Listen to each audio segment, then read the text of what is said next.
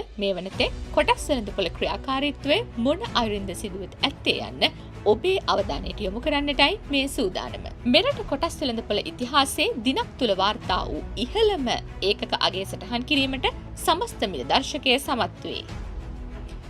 ගෙවුණු දිනය තුළ මේ වනතෙක් සමස්ත මිල දර්ශකයෙහි ක්‍රියාකාරීත්වය පිළිබඳ අවධානය යොමු කරන විට එය වෙළඳපොළ ආරම්භයේ සිටම ඉතා ඉහළ ධනාත්මක වර්ධන වේගයක් පවත්වා ගනිමින් ගමන් කරන අයුරු අපදුටුවා.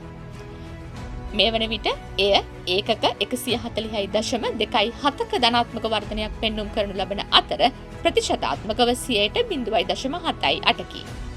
දහවල් 12 වන විට එහි ඒකක අගය සටහන් වනුයේ ඒකක 17,987ක් ලෙසයි.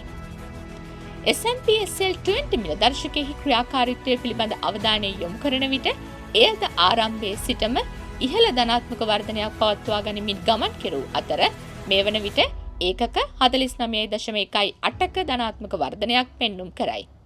ප්‍රතිශතාත්මකව එය 0.9.3කි. මේ වන විට S&P SL 20 මිල දර්ශකයෙහි ඒකක අගය සටහන් වනුයේ ඒකක 5,321ක් ලෙසයි.